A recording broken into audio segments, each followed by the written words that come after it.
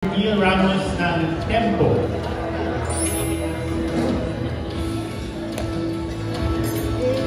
Sir Neil, there you go.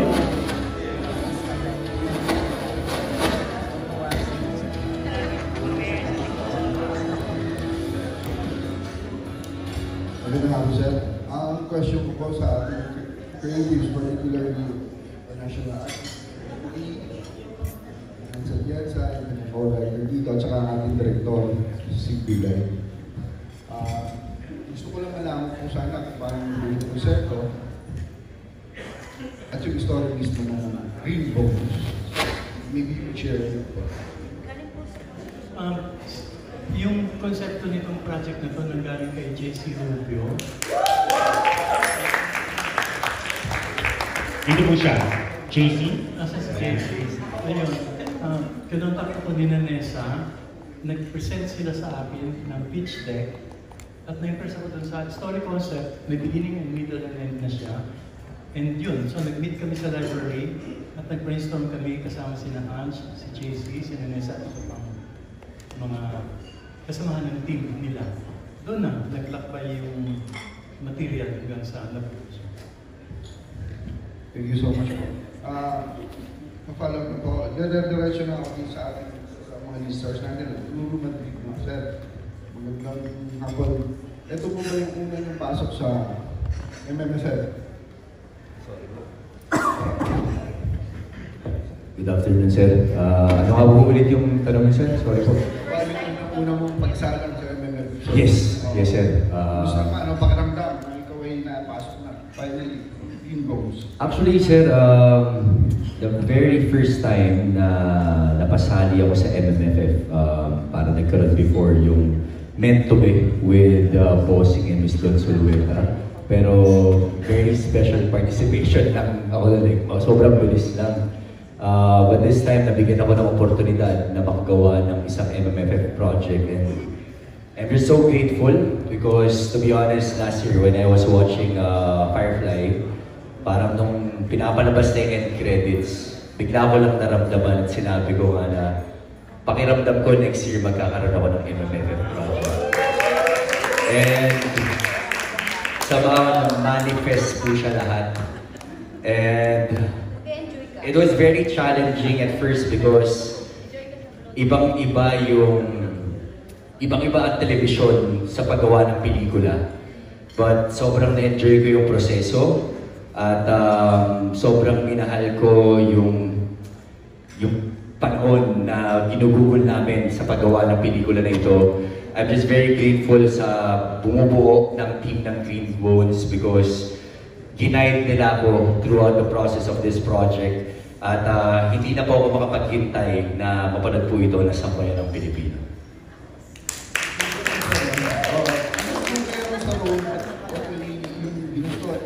Pumirma ka para kasunod yung pelikula. Sorry po, sir. What made you interested dun sa particular aspect ng role mo nito?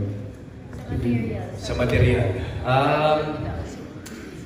The moment na nabasa ko yung script, it's very different sa mga the usual na nagagawa ko on TV like Lolong, Black Rider. It's very different.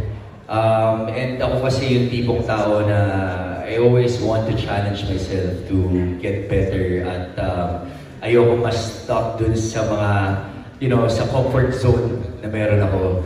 So, yun yung challenge ko. Every single day, gusto ko may bago ko mapapakita, gusto ko nagiging better ako and to be the best version of myself. So, in this project, I guess, somehow na-push ako doon sa limits ko. Nag-prepare ako for how many months, nag-workshop ako, I watch a lot of films like Wong Kar-wai movies para lang makita ko yung difference ng totoong cinema, ng TV, because sanay na sanay ako sa television. But in this case, I guess it's very different. But like what I said earlier, sobrang na-enjoy ko talaga yung proseso ng paggawa. Meron kang space at yun siguro yung pinaka na-enjoy ko dito. Like si Direk Zig, lagi siya nandyan to guide us makikipagkwentuhan siya, hindi siya magdidictate kung anong klaseng atake yung gusto mong ilabas dito, pero hahayaan ka niya. And then, you'll do different versions para at least mahanap kung ano ba talaga yung tamang timpla ng karakter mo. So, grabe, sobrang na-enjoy ko talaga yung paggawa ng pelikula. Salamat, sir. Maraming salamat, Sir Neo Tempo. Ang ating susunod na magtatanong ay si Salve Asis ng Filipino Star ngayon and Pangpasa.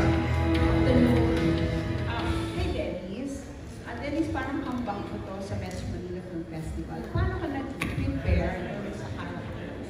At saka nag-reaction mo na parang kailan yung anniversary ng Metro Manila Film Festival? Tsaka saka ka nakasahan. Well, feeling ko napakaswerte po na maging parte nitong ng grupo na to para po itong proyekto na to. First time ko mabasa yung script. Bihirang mangyari pero may mararamdaman kang magic at kurot talaga. At sa tingin ko yun yung pinaka-importante na kapag nabasa mo first time yung material, yung naapektuhan ka na agad. Maswerte na mapasama dito sa award-winning team na to. Napakagaling ng mga artista, mga kasama ko syempre sa pamumuno ni Direk Zig. At sa mga preparasyon naman na ginawa ko dito, syempre kami ni Ruru, sanay kami sa TV, madalas ako napapanood sa TV, meron kami mga roles na ginagampanan na markadong characters na napapanood sa television, halos araw-araw. So dito, minabuti namin na talagang ibahin yung mga characters namin in terms of look, sa pagsasalita. And by the way, ito kasi sa character ko na to, merong face dun sa kwento niya na kinailangan niyang mag-sign language dahil dun sa trauma na naramdaman niya para kaya niya munang magsalita. So, yun, pinag-aralan ko rin po yung sign language or tinatawag na dito yung FSL. And ano pa ba? Yun lang, makikita niyo dito sa pelikulang to, mas less yung dialogue at makikita niyo kahit nagtitinginan pa lang, maiintindihan niyo na kung ano yung gusto niyo payawatig na kwento. Pero Dennis, ano yung challenges physically din? Siguro yung challenge dito ay yung kailangan mag-effort na baguhin yung itsura. Dahil yung role ko dito ay isang notorious na kriminal at na-addict din siya dito. So, kailangan rin baguhin talaga yung kanyang itsura. So, kailangan ko mag-lose ng ilang pounds para ma-achieve ko yung look na yun. And ayun, mas kailangan lang mag-effort dahil syempre sa tagal ko rin dito sa industriya, kailangan may pakita naman akong bago na magiging curious lang ng mga nanonood. Thank you very much. Request na po namin yung mga members ng media kung kayo po ay nasa bandang likod ng kwarto. Kung kayo po ay magtatanong, lapit na po kayo ng konti sa may center para ma-pick up yung mic ng ating mga ng ating tech, ng ating receivers dito. Okay, our next member of the media is Richard Paglikawan of Lionheart TV.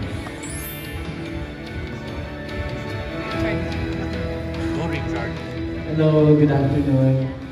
Yung question ko kay Miss Alessandra. So, hello, good afternoon. Last year, ikaw syempre yung pinanood namin sa Firefly. And ngayon, part ka ng Green Bones. First question ko, what made you say yes to this project? The repeat. Parang, uy, GMA Films ulit, si Direk Zig ulit. Kasi nga, may joke nga kami na meron akong guaranteed 5 days na shooting every year. Please, kahit anong role, I'll be there. Basta 5 days guaranteed. And of course, syempre, maayos naman yung role. Okay na. Nakasentro yung script, of course, kay Dennis at saka kay Ruru. At wala namang problema mag-support sa kanila kasi pareho magagaling na artista. And of course, ayaw namin maghiwala ni Zig. And ito ba, anong kaibahan mo sa role mo from last year sa bagong role? Ano yung naging parang challenge sa'yo? Challenge? Parang wala naman. Kaya huwag na natin palalimin to. Okay.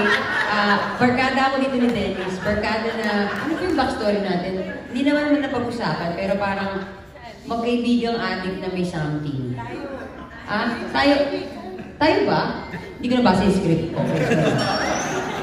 Kami pala Mali. Okay. So, ganon. So, basta I'm there. I'm there. And guaranteed 5 days. Guaranteed 5 days. And eto, ang haba na ng pinagtawahan nyo ni Direk Sid. So, marami ka ng masasabi about him, especially yung tatak niya when it comes sa filmmaking. So, ano na lang yung nakita mong tatak ni Direk Sid dito sa pelikulang to, and paano namin yung makikita as viewers? Binuksan niya yung kasi from the script, syempre parang, ako ba mag-explain ng treatment mo? Tsaka, from the script, parang kulungan siya, di ba? Medyo nakaka-suffocate yun. So knowing Zig, hindi papayag. Parang nag-create siya ng sariling mundo.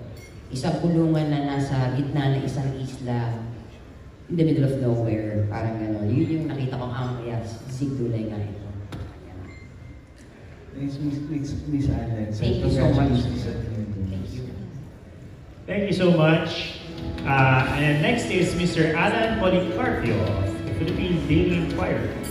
Hi, good afternoon. I have a question for Royce. Napakwento lang about your role here sa PDL, and did you find it challenging ba para sa'yo?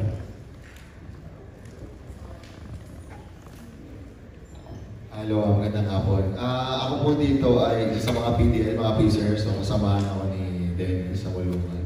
And siguro sa challenge din, yung looks, kasi binabago yung mga looks namin dito. Yan, kasama ko rin sila, Sir Rollins, Sir Ronnie. Talaga binabago yung looks namin dito, pati yung paano kami kumasta. So yun, pero tulungan naman Suportahan lang sa isa't isa. Pero after playing the role, kumbaga ano yung pinaka-take away ng mga natutunan mo about kung paano sila yung buhay nila doon? Siguro natuto rin ako mag-sign language, actually, kasi tinuturuan din kami. And siguro natutunan ko sa role or sa story na ginawa namin. Ano ba? Usapang hustisya kasi ito siguro, ang hirap. Huwag ka na lang muna sigurong don't judge the book by its cover. Wow, English. Di ba? Tama naman. Kasi, hindi natin alam, bakit natin nakikita yung tunay na istorya ng isang tao. So hanggang maaari, huwag natin siyang husgahan, alamin natin yung pinaka-totoo. Hukayin natin yung pinaka-ilalim ng istorya na pinanggagalingan ng tao bago natin siya husgahan. At saka mo masasabi kung mabuti o masama siyang tao. So tingin mo, deserve nila ng second chance or second look ng PDLs? Ako para sa akin, yes. Kasi tao lang tayo Nakakaramdam tayo ng iba't ibang emosyon. Depende sa galit, lungkot, saya na nararamdaman natin. So, kung ipapakita naman ng tao na deserving sa second chance, bakit hindi? Okay, salamat. Thank you. Alright. Don't judge the book. Next is Miss Kate Adahar of Random Republica.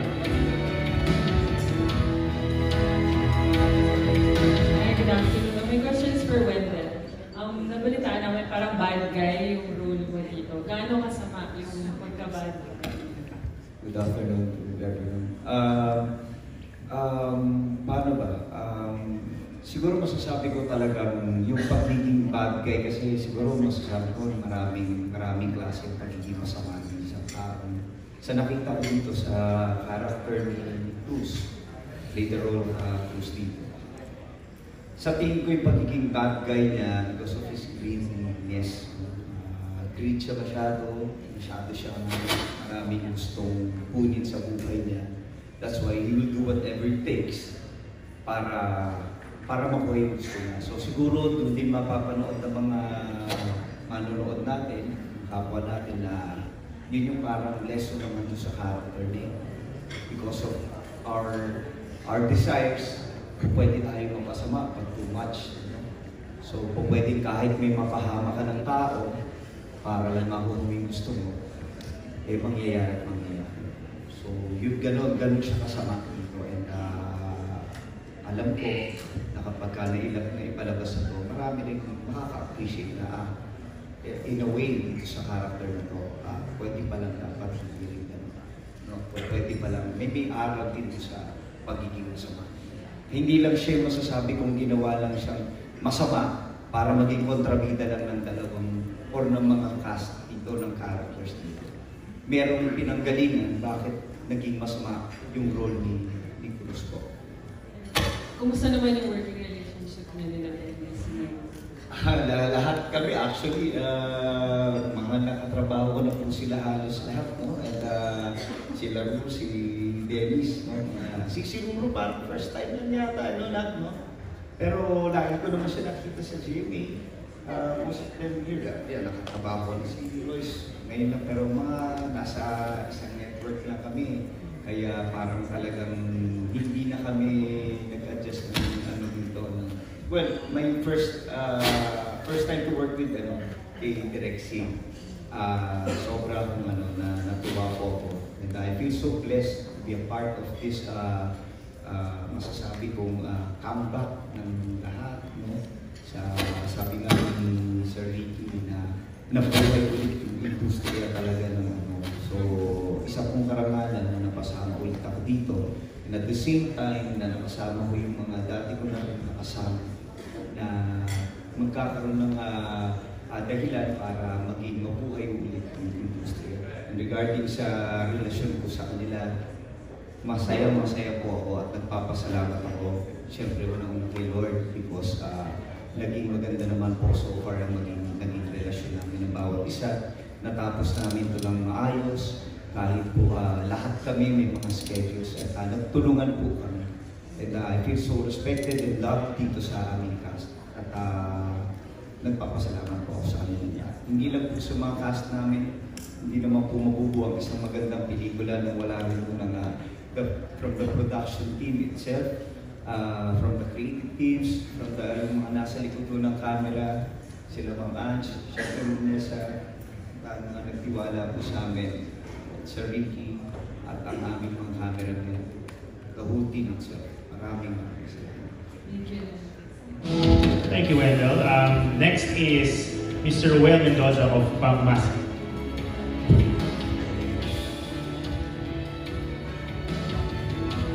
Hello. Good afternoon and congratulations sa buong cast ng Green Bones. Ayan, ang aking question ay para kay Miss Isa Calzado. Welcome back. Ito ba yung welcome back Kapuso, Isa? Yun. Hello, mga Kapuso. Hi, Miss Annette, my friend, and everybody, Miss Nessa. Actually, hindi ko siya na-realize. And I remember being on the set, on the first, before po nun, hello, magandang hapon sa mga kaibigan natin, sa press. Thank you for having me here today. Hello, everyone. Hindi ko na-realize, sabi ni Miss Nessa, is this your comeback project with GMA? I said, is it? Sabi ko, hindi ko siya na-realize. Because when I read the script, I read it like a script of any other. Like, I read it as a script. And when I said yes to it, I said yes because it was a good script. Irregardless of who was producing it. Because the script stands and script is king, in my opinion. And of course, a director has to bring that to life. Yeah. Pressure. And the actors, no pressure, all of us. So yes, ito po pala ang aking pagbabalik sa aking GMA. Sa aking, siyempre pamilya ko po ng 10 taon at alam ni Miss Annette na mahal ko sila. Ayun. Parang tayo may kausap na Hollywood actress. Ano po? Parang Hollywood actress dyan sa sa kinalalagyan mo Isa. Dahil sa scene ba yung... You are so gorgeous. You are so gorgeous. We are all beautiful. Thank you. I accept blessings. Nakakahawa yung ganda mo. Thank you. Ako si Amihan. Yeah. Hindi mo ba? Amisara. Amihan season ngayon. Yes, ang anak ko po ay Amihan din. Amihan season. Yeah. And how is it working again with Dennis, with Wendell, yung mga OG sa mga Kapuso? Mga high school friends namin yan. Actually, Si Wendell po, hindi ko naka-eksena, pero si Dennis at si Alex, nakasabayan ko. Nung kailan lang? May mga 5 years ago. Kaya mo tayo. Pero kami, Globe TVC. First time namin ni Dennis talaga mag-act together in a scene. Kasi kahit dun sa Globe TVC namin dati, separate kami na nagka-shoot. But how was it? It was like, it felt so familiar but also new. It brought me back to, you know, my 20s. Alam mo na parang sila pa rin yung nakikita ko, and I looked at them and I thought to myself, wow, we've been through so much and we're still here. Thank you, Lord. Yun lang. We still look the same. I would like to. Thanks, Bello. No, but yun lang yung parang hindi po kasi lahat ay andito pa. For whatever reason, pwedeng ayaw na nila, pwedeng, you know, parang the fact that we're still here, we're doing these projects. Wendell, when I saw him today, parang, praise God. Thank you for work. Thank you for meaningful and impactful work, which I think Green Bones is. Parang parang nakakabata ka rin. What about working yung mga bagong kapuso? Ayan, Naku, hindi ko sila nakatrabaho. Wala silang Ito yung aking anak, si Sienna. Wow, look at this bright young lady, di ba? It's so nice to work with everybody. So I wish I had more scenes with them, but I didn't really have as many. This is really in-edit out pa daw ako. Ayun na nga, tatlo lang yung guaranteed ko sa kanila eh. Na-edit out pa, so parang 5 seconds lang. But it was, you know, I said yes because again, the project is so good. And, you know, I really wanted to be part of it. Yeah. So, but will we be seeing you more sa GMA naman? Teleserye or... For now, I am very busy. Mag-yes ka na lang. Mag-yes ka na lang. Yes to my daughter's network. That is the Dea Network. I am very busy. She's quite a demanding and hard to please, but no, she's not demanding or hard to please. But I am a mother, first and foremost, in this season of my life. And I am currently also in a play. Nag-promote, sorry guys I'll take this opportunity. Last 5 shows na po. So yun po ang pinagkakabisihan ko. And you know, I do not know what life has in store for me. So I will always say yes when the project feels right for me. So yun, thank you. Thank you, Lisa. At dagdag ko na lang sa kay Pauline at kay Sofia. First time yung magkaroon ng movie sa Metro Manila Film Festival. Tama. Ayun. Ay, Pauline, nagkaroon ka na before. ba yun? Nakasali po ako sa MMFF 2022, which is yung sa My Teacher. So this is my second time. Okay yun. So yun, second time, first time ni Iso. Ano yung pakiramdam na before, syempre, napapanood nyo lang ito sa parada, sa TV. So ano yung feeling na ito? Meron, like, meron ka na naman si Sofia first time. Syempre, I'm very grateful kasi MMFF to. And 50th year na nila, so I'm really happy. And of course, this is directed by Direk Zig. And nabitin po kasi ako katrabaho si Direk sa Maria Clara. So, nung na-offer sa akin ito, sabi ko, sige po, yes, why not? And of course, they had sila Ruru and sila Kuya Ted and everyone else. So, I'm very grateful. Super grateful din po. And nagulat din po ako na mag-MMFF. Kasi last year po, nanonood din ako ng Firefly. Tapos, si Direk Zig kasi, napapanood ko yung mga projects niya. So, sabi ko, I wanna work with Direk Zig. Kaya nakapost ko po kasi si Ate Isabel. So, ang dami niyang kwento about Direk Zig na sana daw maka-work ko kasi super chill, super calm. Tapos nung naka-work ko na siya, sabi ko, totoo nga. And of course, I would also like to thank Miss Ange, Miss Nessa, Miss Annette, Miss Joy, Sir Ricky, Sir JC, Sir Max. Thank you for the opportunity. Thank you. Thank you, Senyor. Thank you. Okay, we have one more for this batch. We have Hannah Mayorga of Inquirer.net.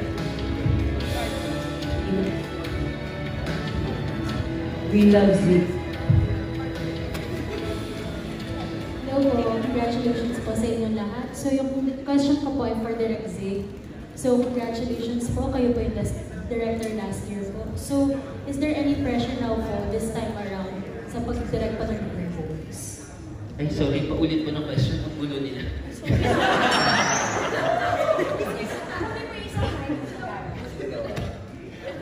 Is there any pressure na po this time around knowing po na kayo po yung best director last year? And then now, kailangan nyo na po yung best director achievement yung with Green Bones? Yung pressure, nahalata sa boses eh, parang hindi naman, sa totoong buhay. Kasi parang hindi naman ako super fan ng competition, sa totoo lang.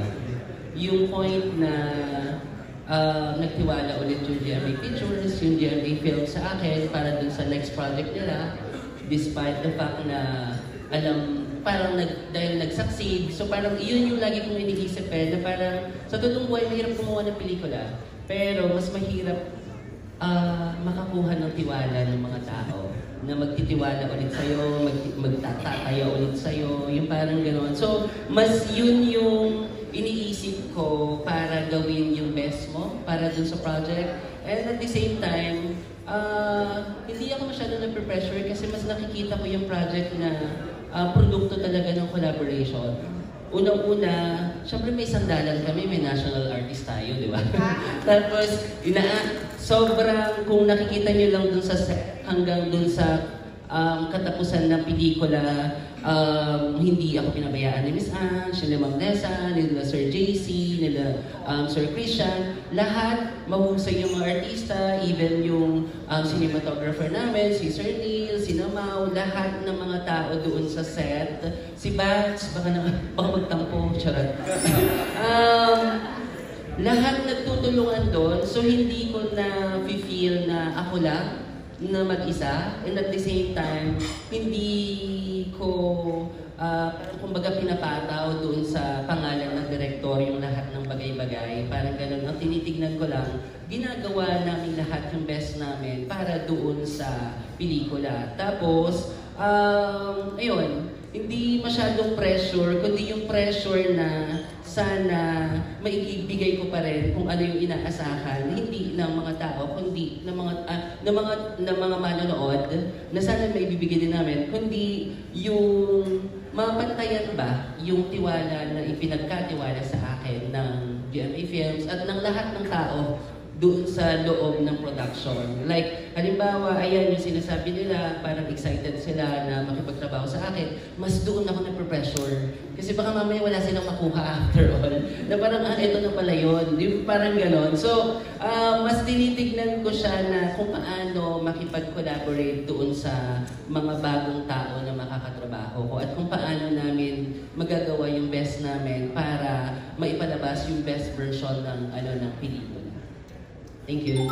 Direct hope po yung team ng Firefly last year, tapos mukhang hope din po yung team din ng Green Bones this year. So, paano po to nagkaiba? Magkaiba sila sa totoong buhay. Sa sobrang kakaiba niya, hindi ko nga nakikita nung una na para sa akin yung pelikula. And that's the reason why tinanggap ko yung project, maliban sa katotohanan na syempre ang hirap mag-no sa isang national artist, di ba? Na parang sa tanang buhay natin, makakatrabaho mo isang national artist, parang hindi ka dapat nag-no, di ba? Parang gano'n. Magkaiba sila, tapos tinake ko yun na challenge sa akin, na sa totoong buhay, doon sa concept nila Sir JC, yung story nila, yung sinulat nila Miss Ange, hindi ko maiisip yun kung ako lang. Kasi ibang-iba siya dun sa mga nauna kong ginawang pelikula at serye and all. Ibang-iba siya. So, ang nag-push sa akin na umuo dun sa project ay i-challenge yung sarili, paano mo siya gagawing buhay. Parang gano'n. Paano mo mapupush yung pelikula dun sa best version niya. And at the same time, paano mo maipaparamdam yung kabuang tema ng pelikula na sa loob ng kulungan, paano mamamayani yung kabutihan. Parang gano'n. So, ang dami. kahit na may agam-agam ako dati dun sa start, kasi nga dahil hindi naman ako yon yung buong pelikula, along the way, hanggang ngayon, ang dami ko pa rin natututunan. So ipinagpapasalamat ko sa totoo lang na ako yung ako yung kinuha nila para dun sa project. Kasi ang dami kong natututunan in a way na magagamit ko yun hindi lamang dun sa paggawa ng pelikula, paggawa ng teleserye dun sa TV, kundi magagamit ko bilang tao. Kasi ang daming mga gustong sabihin ng pelikula, pero ang laging bumabalik sa akin yung sinabi ni Sir Ricky nung una kami nag-usap na parang yung dalawa naming bida, sinusundan natin sila, naghahanap sila ng hustisya para sa mga mahal nila sa buhay. At sa paghahanap nila sa hustisya, mas may na-discover silang mas mahalagang, mas malaking pagpapahalaga, which is yung pagpapakabuti.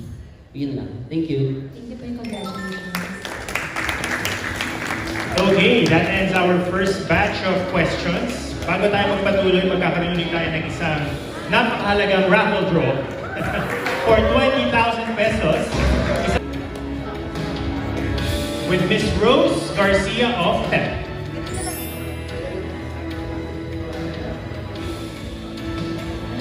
Hello, good afternoon. Congratulations. Trailer pa lang, nakaka-excite ng panoorin. Pero yung question ko muna para kay Lolo na lang at kay Denny. Kasi yung green bones, hindi naman lahat nakakaalam kung ano yung green bones, di ba? Majority pa rin, hindi sila aware kung ano ang meaning talaga ng green bones. So, pwede nyo bang expound lang ng konti kung ano to? And then, sa mga hindi nakakaalam, lalo na sa mga manonood dito. Second, kayo ba naniniwala kayo talaga sa kasabihan tungkol sa green bones? And why? Ayun. Maraming salamat, Tita Rose. May kasabihan ho na pag ang tao ay kitrimik at nakahanap po ng kulay berteng buto sa kanyang mga abo, ang ibig sabihin po nun, naging mabuting tao siya, na nabubuhay pa siya. And personally, sobrang dun pa lang po sa konsepto na yun, parang napakagandang konsepto niya, na parang tayo, nabubuhay tayo sa mundo, nagnanais tayo na parang balang araw ano mang pangyari sa ating buhay, parang hahangarin natin na sana meron tayong green bones. Parang yun yung maging simbolo na naging mabuti ka ng mga panahon na nabubuhay ka pa. So, napakagandang niya na i-connect po sa pelikula. At syempre, parang hindi na rin kami makapaghintay na mapanood nyo dahil ang hirap sa totoo magsalita dahil parang konting detalye lang na masabi namin, maaaring ma-spoil na po agad namin yung storya.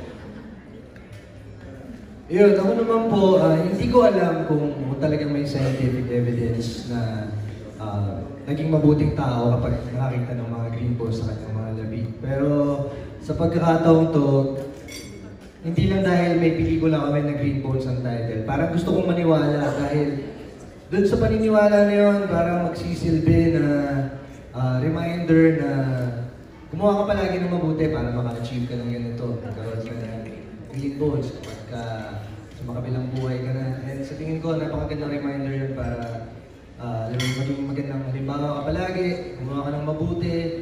At yun na nga, ito pelikula to ay tungkol sa pag-asa.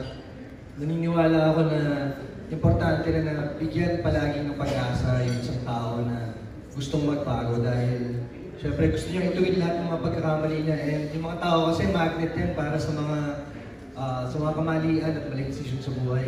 So sa tingin ko, napaka-importante na lagi silang bigyan ng pagkakataon na magbago. And kahit ilang beses pa, hindi lang once or twice, basta nasa loob nila na gusto nilang gawing mabuti yung buhay nila, bigyan natin yung pagkakataon para magbago sila. Okay, parang ang hirap yun, no? Kung di ka gagawa ng mabuti pala, na-chugi ka na, tapos wala na ako ang green bones. Sabihin niyo talaga mabuting tao. Anyway, Dennis and Lulu, syempre pagka kasi MMFF, kasunod na nun yung isa sa aabangan yung awards night, yung mga award. Kayong dalawa ba, na nararamdaman niyo na ba na strong contender kayo for Best Actors? I'm sure si Kuya Dennis, ibang-ibang Dennis Trillo yung mapapanood niyo po sa pelikula na ito. Napakarami niya na pong mga pelikula, mga programa na talagang tumatak sa puso at isipan ng bawat Pilipino. But I guess in this project, makikita niyo yung puso. Makikita mo kung gaano niya kamahal yung ginagawa niya. Marami mga pagkakataon, actually kami ni Kuya, never kaming nag-uusap sa set. I mean, mabibilang lang sa daliri. Pero kasi siguro nakikita ko rin kung paano yung preparation niya in every scene sa ginagawa namin. So somehow inaaral ko rin kung paano siya mag-prepare, paano yung proseso niya bilang isang aktor. At mula doon parang hoping na makakuha ko ng ilang mga techniques mula kay Kuya Dennis. But you know, makatrabaho at makasama siya sa isang eksena, isang karangalan para sa akin. And I'm sure maraming mga tao ang bibilib sa kanyang pinakitang talento sa pelikula po na ito. Ayun, thank you, Sir Ruru Madrid. Ako naman po, never ako talaga umasa na kahit ano sa isang bagay na gagawin ko. Pero pakiramdam ko, winner na ako dito dahil makasama pa lang tong award-winning team na to. Mapabilang pa lang sa proyekto na to, buhayin yung mga characters na nandito sa napakagandang script na nilikha ni Mr. Ricky. Pakiramdam namin, winner na kami, and doon pa lang talagang walang talo na talaga. Sobrang siguro yung mga awards magiging bonus na lang yan, pero ngayon pa lang pakiramdam ko patalo talaga. Okay, thank you. Actually, Dennis, para ang gandang follow-up nito sa sa Pulang Araw, di ba?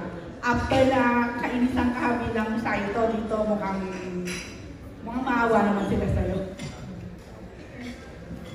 Bukod dun sa mga mararamdaman nila, sigurado ako maapektuhan sila dito. Ibang klase ng kung paano sila naapektuhan sa panonood ng Pulang Araw. Dito sa proyekto na to, talagang naniniwala kami dahil hindi ka lang ma-entertain, matututo ka, marami kang madadala dito pagkatapos yung panoorin ng pelikula. At ang importante ron, may apply mo siya yung mga lessons na matututunan mo sa mga sarili ng mga buhay. Okay, last na po. Curious lang ako kung meron po ba isa sa inyo na may hawak na ng green bones. Kasi kung tama yung pagkakaalam ko, parang ginagawa siyang pendant, necklace, di ba? Yung iba gano'n ang ginagawa. Meron na po ba sa inyo na may hawak na gano'n? And kumusta naman? Wala pa? Kasi Ronnie ba? Meron ka ba?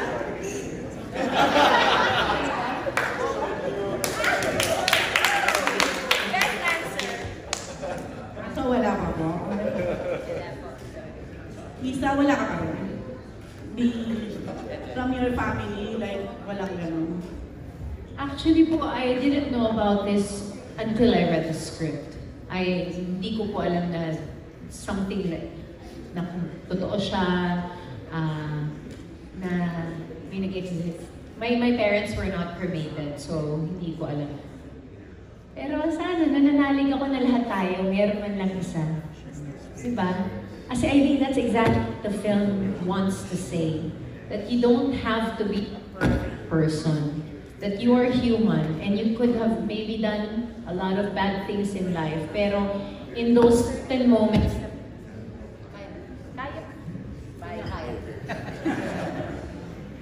in those certain moments that you chose to do good things unto others, sana malaig yun at manuot sa iyong buto, sa ikaibuturan ng iyong buto, tama ba, ng iyong puso't buto, at magkaroon ka man lang ng kahit isa.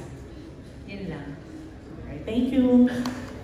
Maraming salamat. And our next member of the press is Nikki Wang of Manila Standard. magandang hapon po sa inyong lahat. First, foremost, congratulations to the entire cast and creatives. Question ko po ay isa lang para kay Mr. Michael De Mesa, Ronnie Lazaro, and Mr. Raul Morit. Magandang hapon po. Isang question lang, sir. As experienced actors, actually ako yun po, as experienced actors po, how is it working with the younger members of the cast, and at the same time, were you able to share something with them, and were you able to learn something from them? Of course, it's always a joy to work with a new breed of actors. First and foremost, grateful ako sa GMA na ako yung naisip nila para sa role na to. And when it was offered to me, actually the first offer was a different character. And then before we got back to them to give them our decision, they came back to us offering another role. And then they sent the script. Hindi na ako nagdalawang isip, of course, working with Dennis. I've worked with Dennis before, with Ruru also. And then, nung sinabing it was gonna be directed by Zig Dulay, of course, I knew Zig Dulay because of Firefly. And that excited me more. And, ang pinaka-kicker was written by Ricky Lee. So parang, kailangan mapasama talaga ako dito. You know? And that's why I'm very, very grateful and thankful. And like I was saying earlier, I really enjoy working with the new breed because you can see their enthusiastic sila. Gusto nila talagang matuto. Hindi ko nilalahatan. Pero dito sa movie ito, most of my scenes kasi were with Ruru. And we had a lot of time discussing the craft, discussing film. And nakita ko sa kanya na gusto niya talagang mag-grow as a serious actor. Nakita ko kung paano niya nire-respeto yung craft. And of course, me, since yan ang ano ko, kumbaga, dyan tayo nakatutok sa craft. Sobra akong natuwa because you don't find that in the new breed of actors now. Iilan lang yan, mabibilang mo sa kamay mo. And Ruru is one of them. Si Dennis naman, although wala kaming eksena ni Dennis dito, but we worked together sa TV before. And we were doing this certain project, ewan ko kung naalala mo, ginagawa natin yung sugo. Ba nasa kotse tayo, nag-uusap tayo. And meron akong in-admit sa kanya na, of course, medyo reluctant ako to share this, but I will. Sabi ko, alam mo, Dennis, nung nanalo ka, remember, first award ko yata tayo. Yeah, that one. I think that was your first award, di ba? That was your first award, di ba? So, kung sino ba itong Dennis Trillo na to? Yung kabago-bago nanalo agad ng award, di ba? To make the long story short, napanood ko yung pelikula at kinain ko yung sinabi ko. Sabi ko, naman, kaya naman pala. At sinabi ko sa kanya, alam mo Dennis, magaling ng artista. Ipagpatuloy mo yan. And even now, kanina lang, after watching the trailer, sabi ko, Dennis, may magic ka. May magic ka yan. Diba? So, again, like, you know, tulad ng sinasabi ko, proud ako and grateful na napasama dito. And thankful din ako na I was able to work with two very, very, very, I'm looking for the exact adjective. Two very, very, intense, passionate. There you go, passionate, intense, and hungry. Hungry actors who look forward to do more impactful and meaningful projects. Kasi ganun din ako eh. Yun.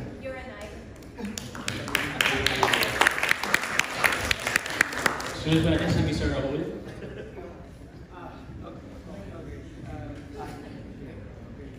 Magandang hapon po sa inyong lahat. Well, actually, lubos ko pong kinararangal na makatrabaho ang tatlong mga artista ko, si Denny, si Wendell, tsaka si Ruru. Hindi ko alam kung paano sila mag-prepare. Kasi pag nandun na sa set, at umaarte na sila, namawala ako eh. Ako yung namawala sa, parang nalilipat yung mundo ko doon sa mga characters ng tatlo eh. Like, Ruru, Dennis, and Wendell. Sa akin parang tatlong best actor kung nakatrabaho ko. Parang ang gagaling nila eh. Lalo si Ruru, kapag seryoso, masyado yung seryoso eh. Lagi niya tinatanong si Ronnie kung paano mag-prepare mo, kung paano ihanda yung sarili mo sa isang eksena. Gano'n siya kaseryoso. Kung si Wendell, iba din. At saka, napakamaalaga nilang tatlo. Kasi ako yung pinakamatanda, actually, hindi pinakamatanda, pinakamahina sa mga artista ng Green Bones. Tapos alaga nila akong tatlo. Lagi nila akong tinatanong kung kumusta na ako. Si Miss Ange, tsaka si Sir Butts, nung makalimutan ko ng pusa, alaga nila ako eh. Dinala ako sa hospital. Hindi ko makaya si Sir Butts at si Sir JC na hindi ako dalhin sa hospital. So, napakatuloy ako. So, maraming salamat, Direk Sid.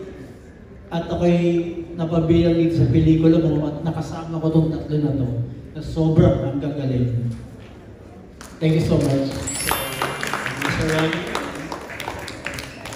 Sa akin naman po, wala naman po akong tawag dito. Definition sa mga kung paano magkatrabaho ang mga kapwa-artista ko. Para sa akin, palaging sariwa ang aking paningin sa mga bagay-bagay. Wala akong nilalagay na mga imahe.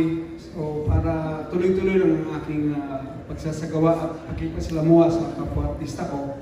Pero itong industriya natin ngayon ay lalong titingkad dahil sa mga batang ito. Maraming salamat po.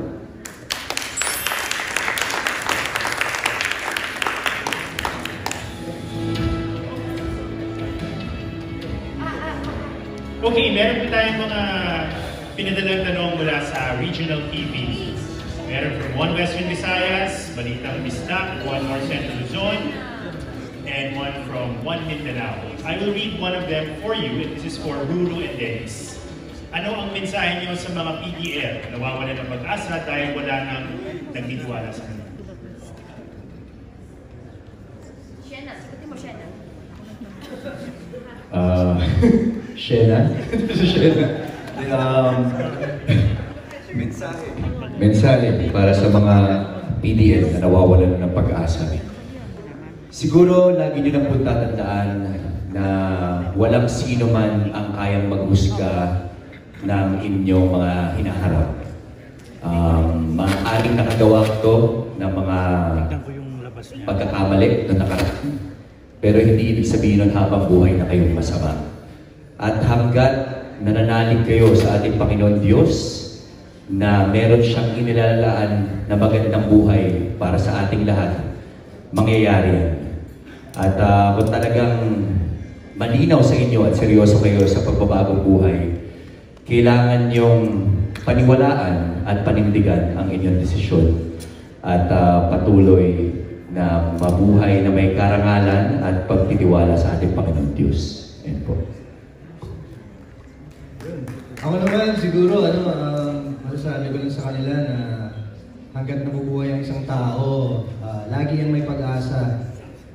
Ang tao talagang walang perfecto, lagi nagkakamali yan, and kailangan lagi siyang bigyan din ng chance para magbago.